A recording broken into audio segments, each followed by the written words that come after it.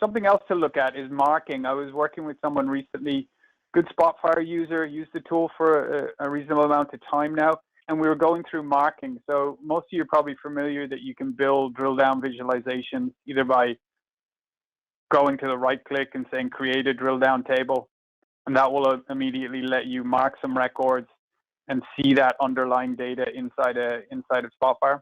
Something else you can do though, and I pointed out in that particular use case we were looking at, the default behavior of that setup tends to be, because you can manually create these as well by going to the properties of a visual, going to the data and saying how you want the data to respond to marking. So limit it when this particular marking is activated. And the default is to, when you don't have anything set, is to have an empty visual. What that user wasn't aware of is you can also show all data in a visual as the default behavior. So now in this table here, if you haven't got anything marked, you see all of your rows of data. And then if you actually make a marking selection, you'll only see the rows that you've marked. So without anything selected, full content. And then when you make a marking, the reduced content. And also that works nicely with filtering. So if you want to filter by some metric, so if you want to filter by this density measure here, filter down to a small subset, you'll see that both the table is filtering down to that, the visual is filtering down to that.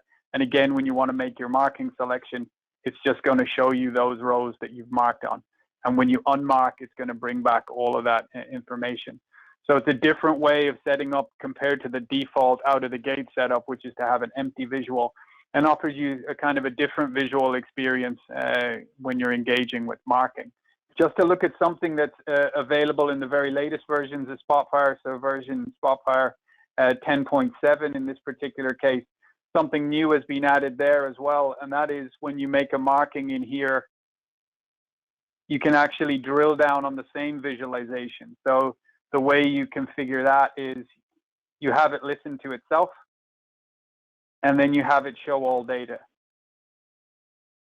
So that way, when you make a selection within the chart, like this top quadrant here, you'll just zoom into that section. Again, zoom in, mark these 4 compounds, zoom in. And when you mark something, an empty piece of space on the chart, it'll bring you back all of your data. So you can now have a visualization, listen and drill down on its own marking. All the other things that are listening to it behave in the same way. So for example, if I just want to mark these 4 records here, I'll just see those in this table underneath, which is listening to that marking. So the visual itself is listening and the underlying table is listening. That's available, I think, from version 10.7 of Spotfire onwards. One of the questions that came in there was about that marking behavior. I'd mentioned that the default is to go with the empty visualization. There was a question, could you change that default? So under Tools and Options and under Visualization, you have the option there to change what's the default behavior. The message, usually that's kind of application specific. You want to put a message that's relevant to the application you're building maybe, but you can switch it to all data there as well. So every time you open your Spotfire Analyst, it's going to have that behavior.